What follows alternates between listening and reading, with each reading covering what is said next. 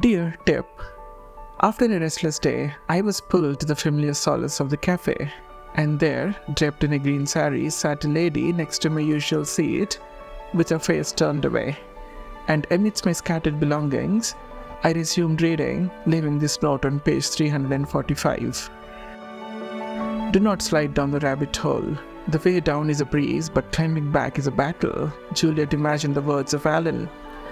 Wise words. But who are these characters? I wondered. Had I forgotten, or had I never known? If it's the first, I don't want you to link it to the lady in green saree.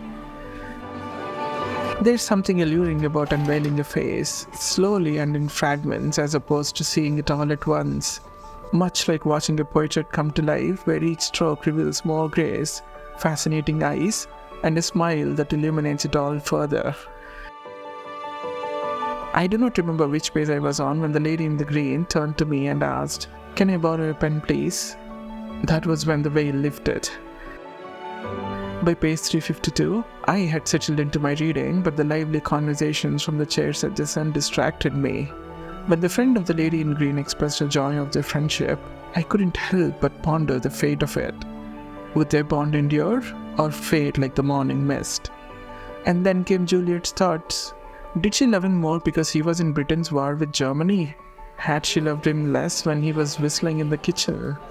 Later, in another chapter, I disagreed with Juliet's rushed thoughts, but here they resonated. Is there a need to prove or express one's love time and again? It's not so usual to see a young lady in a cafe draped in a saree. Maybe it was her birthday. Her friend's attentive pampering suggested as much. If yes, let's give her our best wishes. This all happened only yesterday on the 29th of July, so we aren't that late.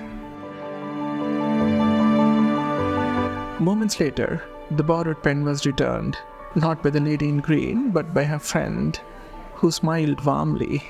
Together they walked out. So soon, I thought, but they hadn't left yet. On the other side of the glass wall, their gathering turned into a photo shoot. The lady in green smiled and posed as her friend patiently snapped what seemed like 100 pictures. Meanwhile, in the book, Mr. Talisker proposes to Juliet. A weekly column, Juliet. Letters from the laneway. Stories of your life, your children, the people you meet. Anecdotes about sunshine, hens laying eggs, and village japes. When Juliet hesitated, I felt an immediate kinship with the idea. It isn't so different from my cafe observations and musings, is it? And the photo shoot kept going. Here's what I thought though. With her elegant face, she just had to pause, let her loose curls settle, and then look up, a fragment of her face hidden, first at a random somewhere, then right at the camera. That will do. In the same world, a family of 3 with a child giggling in her father's arms walked out, their car casting a long golden shadow on the platform below. By 7:15 p.m., the lady in green and her friend too had left. Will I see them again? Will I recognize them? I can't say for sure. As a son, a brother, and a friend, my writings often receive doubts of unrevealed tales of love. When I tell you I was almost dancing when I got home, everyone, including you, would probably attribute it to the lady in green. But here's the thing. I'm not going to try and deny it. Best wishes, still the same brooding brook. To Tip, 2014, England, from the book The Clockmaker's Daughter. And hey, new book is here. Which one is it? We will know in the next letter.